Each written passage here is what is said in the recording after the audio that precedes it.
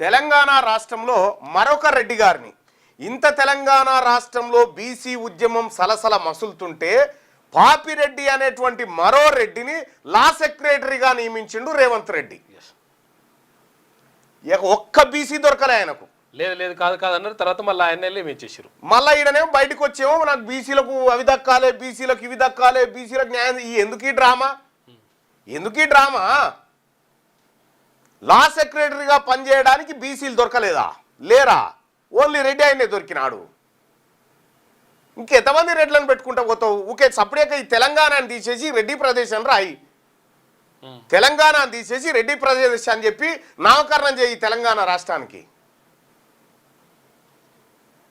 ఆయనది అట్లా అయిందా? మళ్ళా ఈయనెవరా? ఎన్విఎస్ఎస్ ఇది మెట్రో రైల్ ఎండి పదవి కాలం అయిపోయాక రెడ్డి గారిని మళ్ళా ఒడిగించాడు. ఎన్విఎస్ఎస్ రెడ్డి పదవి కాలం అయిపోయిన తర్వాత డీజీపీగా రిటైర్ అయిన మహేందర్ రెడ్డిని తీసుకుపోయి టీఎస్పీఎస్సీ చైర్మన్ చేసిండు. టీజీపీఎస్సీ చైర్మన్ ఇప్పుడు సిఎస్ రామకృష్ణారావుకి ఇప్పుడు 7 నెలలు గడువు పొడిగింపు ఎక్స్టెన్షన్. ఈయన బ్రాహ్మణుడు. మీకు విషయం తెలుసా? ఈ బోర్డు పెట్టు. ఒక్క మొత్తం రెడ్ల రాజ్యమే తెస్తా ఉన్నాడు, రెడ్ల రాజ్యమే నడుస్తూ ఉంది. ఇక్కడ అంతా ఈ రెడ్డి పరిపాలన అయిపోయింది. బీసీలారా వీళ్ళు మనకిగా ఏం చేసే పరిస్థితి కనిపిస్తలేదు. మొత్తం 1956లో 2025 నాటికి ఉమ్మడి ఆంధ్రప్రదేశ్ మరియు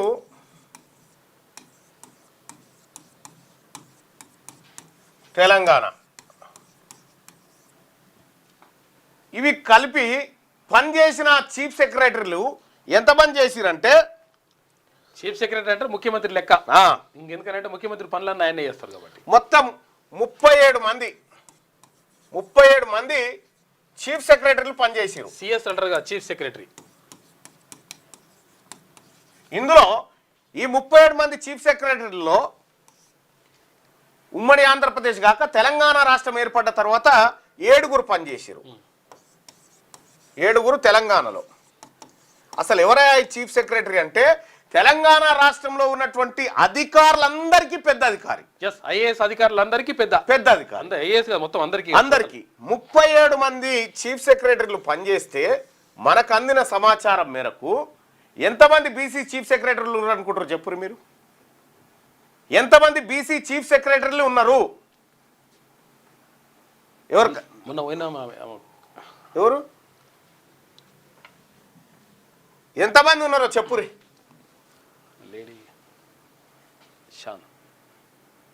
మొత్తం రెడ్ల రాజ్యమే.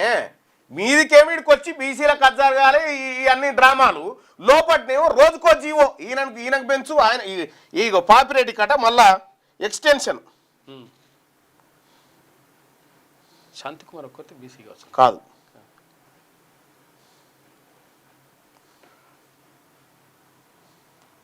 లా సెక్రటరీగా ఈయన, ఆయనది మళ్ళా పొడిగింపు.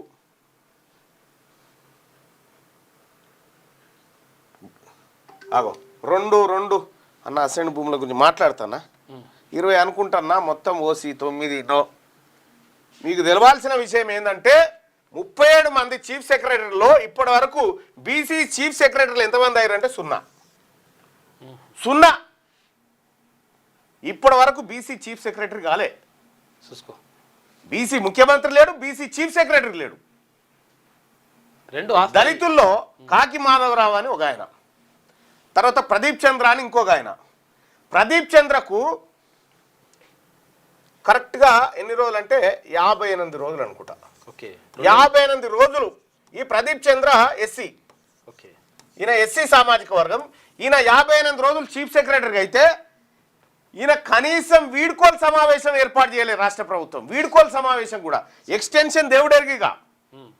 వీళ్ళ పదవి పొడిగింపు కార్యక్రమం దేవుడెరుగు. వీళ్ళు పదవి పొడిగింపు అని చెప్పి డిఓపిటీని అడిగినట్టుగా కాగితం ఆడ వారేసి మీ ఇష్టం ఉంటే లేకపోతే లేదు, మేము అడగనైతే అడిగినాం ఫార్మాలిటీ కోసం అన్నట్టుగా ఆడ వాడేస్తే 58 రోజులు పనిచేసిండు ఆ ఒక దళితుడు.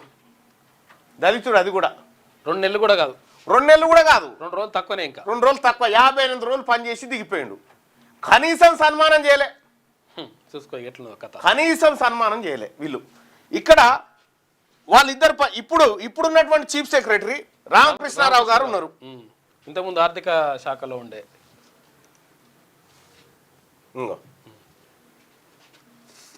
Extension of service to Shri K Ramakrishna Rao IAS 1991 chief secretary government of Telangana.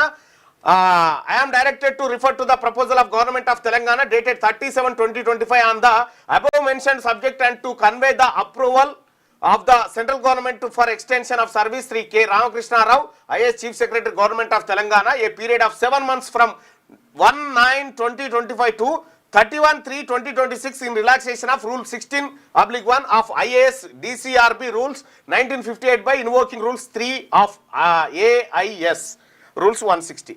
ఆయనకేమో 7 నెలలు. ఇప్పుడు ఈయన బ్రాహ్మణుడు కదా, ఈయనకు 7 నెలల పొడిగింపు కోసం రాష్ట్ర ప్రభుత్వం రేవంత్ రెడ్డి గారు శక్తి వంచన లేకుండా కృషి చేసి 7 నెలలు ఇచ్చిండు. ఒక్క బీసీ నిజంగా బీసీ చీఫ్ సెక్రటరీ కాకుండా అంటే అయ్యే అవకాశం ఉండే. మన బుర్ర వెంకటేశం ఉన్నాడు కదా, బుర్ర వెంకటేశం గారికి చీఫ్ సెక్రటరీ అయ్యే అవకాశం ఉండే. అమ్మా ఇడు బీసీ ఓడు చీఫ్ సెక్రటరీ అవుతాడా అని మెల్లగా బుధగరిచ్చి టీజీపీఎస్సీ చైర్మన్ చేసి అవతలకి వెళ్ళగొట్టి కావాలంటే అక్కడ పోవాలి.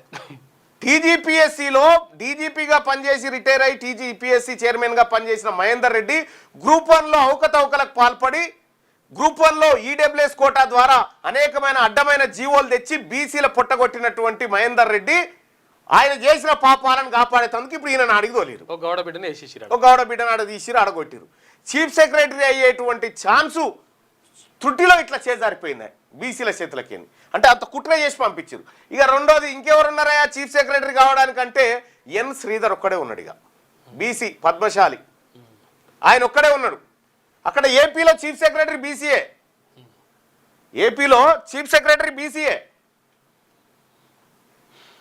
దేవానందో ఆయన పేరు దయానందో ఉంది. కానీ తెలంగాణ రాష్ట్రంలో ఇప్పటి వరకు ఒక బీసీ చీఫ్ సెక్రటరీ కాలే, ఇప్పటి వరకు కాలే. ఇక వీళ్ళ ఎక్స్టెన్షన్ల కోసం వీళ్ళ ఆరాటాలు పోరాటాలన్నీ ఉంటాయి.